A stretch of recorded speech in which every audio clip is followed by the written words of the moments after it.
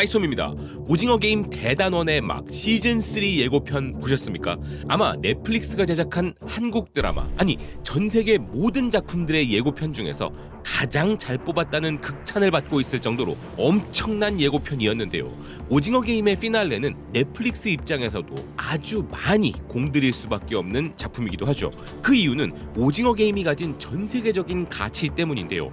세계적 기준 혹은 서구 기준의 관점에서 한국 드라마는 뜬금없이 나타난 새로운 문화 현상이었을 것입니다. 하지만 드라마 한류는 이미 1990년대 후반부터 동아시아에서 시작하여 아시아 전역과 아프리카에 이르기까지 큰 인기를 끌고 있었고, 북중미와 남미, 유럽에 이르기까지 탄탄한 팬층을 보유하고 있었으며, 그것이 최근 OTT 붐을 맞이하면서 더욱 확실하게 불붙어버린 것이었는데요. 그래서 이젠 수많은 OTT들 중에서도 가장 압도적인 존재감을 가진 넷플릭스 안에서 한국 드라마들은 비교 불가의 위상을 가지게 된 것입니다.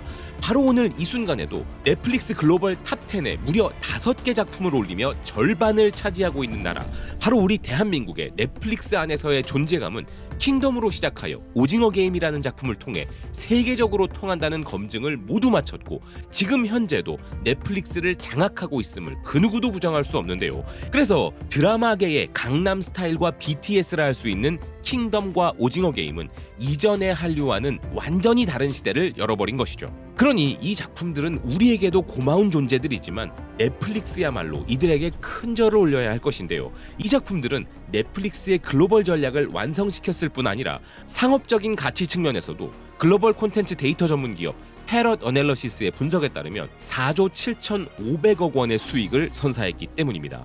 넷플릭스의 모든 작품들을 통틀어 시청률 역대 1위가 오징어 게임 시즌 1이고, 역대 2위 역시도 2억 명의 시청자들이 선택한 오징어 게임 시즌 2였기에 말다한 것이죠. 런던 로열 할로웨이 대학 세미어 호사니 교수는 이런 오징어 게임을 두고 이것은 한국 문화의 경제적 성공 스토리의 정점이자 드라마 한류의 정점이라 이야기했는데요. 게다가 이런 상업적 가치를 넘어 작품성 면에 있어서도 시즌 1은 자본주의를 비판하고 시즌 2는 다수결 민주주의 체제를 비판하면서 날카로운 사회적 질문으로 크게 인정을 받기도 했습니다. 이렇게 이미 전설적 드라마 반열에 올라버린 오징어 게임 이야기의 마지막 시즌, 이 시즌3의 예고편이 등장하자 전 세계는 엄청난 반응을 보이고 있는데요. 현재 전 세계 매체들은 오징어 게임 시즌3의 강렬한 티저 예고편이 등장했다면서 벌써부터 그 내용을 전달하는데 여념이 없는 상황입니다. 심지어 유튜브에 등장한 예고편은 등장한 지 하루 만에 무려 1,000만 뷰를 찍어버리는 엄청난 위력을 발휘하고 있는데요. 전설적 드라마의 마지막 이야기라는 기대감이 폭발하고 있다는 인도 대표 매체 타임스 오브 인디아는 팬들은 현재 엄청난 기대감으로 폭발 직전의 감정을 느끼고 있다면서 이번 시즌은 지난 시즌보다 더욱 강렬할 것으로 기대된다는 것이었습니다. 그런 기대감을 주는 몇 가지 요소들이 티저 예고편에 등장했다는 이 기사는 시즌3의 어마어마한 흥행이 예상된다 이야기했는데요. 아울러 이 예고편 자체에 대해서도 세계적인 매체들이 한결같이 내놓고 있는 평가는 단 한마디의 대사도 없이 이렇게 강렬한 예고편은 처음 봤다라는 것이었습니다. 그런데 이미 시즌2가 종영된 이후부터 오징어 게임에 대해서는 다양한 예측들이 등장하고 있었는데요. 인간 체스 게임이 등장할 것이다, 서구권의 잭앤질 게임 같은 것이 등장할 것이다, 이런 예측을 내놓는 해외 기사들이 쏟아졌고, 서구권에서는 런던 브릿지 게임이라 불리는 동대문 게임이 나올 것이라는 예측도 있었습니다. 그리고 영희와 함께 철수가 등장할 것이라는 기대감에 팬들은 더욱 열광하고 있는 상황인데요.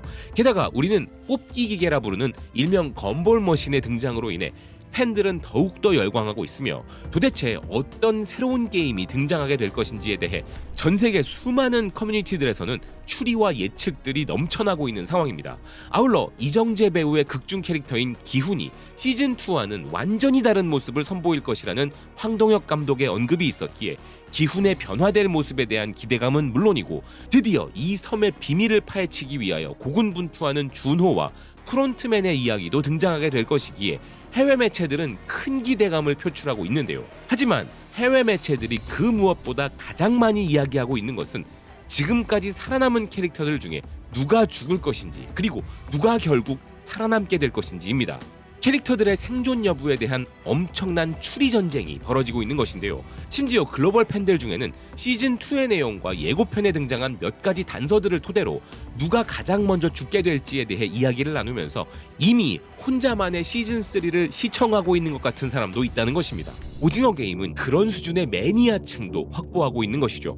더욱 흥미로운 것은 뻔히 가상의 캐릭터들임을 알고 있음에도 시즌1, 시즌2에서와 마찬가지로 애착이 가는 몇몇 캐릭터들이 죽는 것을 도저히 지켜볼 자신이 없다고 이야기하는 팬들도 있다는 것인데요. 엄청난 팬심으로 인하여 특정 캐릭터들에 대한 애착이 너무 강한 나머지 제발 자신의 최애 캐릭터는 죽이지 말아달라는 팬들이 있다는 것이죠. 이렇게 기존 캐릭터들의 생사에 큰 관심을 가지고 있는 팬들이 많은 한편 예고편 마지막에 등장한 소리에 팬들은 소름이 돋는다고 아우성이라는데요.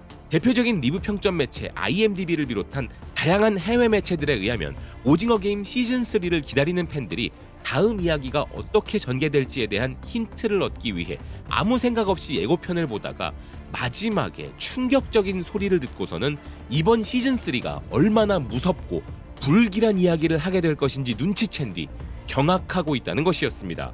매체들이 말하는 그 소리는 바로 아기 울음소리인데요. 어떤 게임이 나오고 누가 먼저 희생될 것인지에 포커스를 맞추고 예고편을 보던 시청자들이 전혀 예상치도 못했던 아기 울음소리에 깜짝 놀랐다는 것입니다. 미국 대중매체 TV라인은 이번 예고편에는 관 속에서 나타나는 기훈과 소름 돋는 VIP들의 등장도 있었지만 무엇보다 충격적인 것은 바로 아기 울음소리였다면서 그것은 임신한 설정으로 등장한 바 있는 222번 준희 캐릭터와 관련된 아기의 울음소리일 가능성이 높기에 팬들은 시즌3를 보기 전부터 벌써 불길함을 느끼고 있다는 것이었는데요.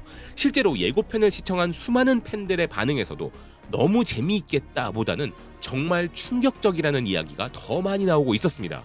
아기를 살려줘 제발. 설마 아기와 엄마가 다른 조에 속한 건 아니겠지. 아기 우는 소리가 들려 준이가 낳았나봐. 세상에. 아기 울음소리에 소름이 돋는다. 이 티저는 대사 한마디 없이도 흥분하게 만들었다. 이 티저는 대사 없이도 정말 오싹함을 안겨주었다. 엄마와 아들이 서로 바라보고 있다. 아기도 울고 있고 난 이미 알겠어. 이번 시즌 보면서 나도 엄청 울 거라는 걸. 한국은 제대로 된 예고편을 만드는 방법을 알고 있고 아무것도 망치지 않는다. 모든 것을 망치는 3분짜리 예고가 아니라 이렇게 90초 안에 충분한 정보와 흥분을 선사해. 이 예고편을 만든 사람이 누구든 정말 엄청난 일을 해냈어. 이번 시즌은 감성적인 시즌이 될 것 같다. 피, 음악, 분위기, 마지막 아기 울음소리, 이 티저의 모든 것이 날 소름 돋게 해. 대사 한마디 없이 그냥 영상과 오디오만 있어. 이게 바로 서스펜스를 제대로 구축하는 방법이야. 아기가 울고 엄마와 아들이 서로를 바라보는 모습에 등골이 서늘해져. 난 이미 마지막 이야기를 보면서 울게 될 거라는 걸 알고 있어. 엄마와 아들이 서로를 바라보는 모습이 날 무너뜨렸어. 대사 한마디 없이 이렇게 달아오르게 하다니 이런 것을 우린 걸작이라 부른다. 정말 재미있게 본 전설적인 드라마가 유종의 미를 거두길 바라는 마음은 당연한 것이고 그것이 다름 아닌 우리나라에서 제작된 드라마이기에 응원하는 마음은 더 클 수밖에 없습니다. 하지만 이런 대성공을 거둔 오징어 게임의 제작진들은 그들의 노고에 대한 보상을 충분히 받지 못했음을 우리는 너무나 잘 알고 있습니다. 세계적으로 한국 콘텐츠의 위력을 떨치는데 큰 공이 있는 넷플릭스이지만 넷플릭스의 성공이 한국 문화 콘텐츠 업계의 성공으로 100% 이어지는 것이 아니라 명과 암이 존재하는데요. 다음 시간에는 그런 부분들과 함께 앞으로 우리 문화 업계가 나아가야 할 미래 방향 그리고 이미 해외에서 추진되고 있는 사업들에 대해서도 짚어보도록 하겠습니다. 시청해주셔서 고맙습니다. 또 뵙겠습니다.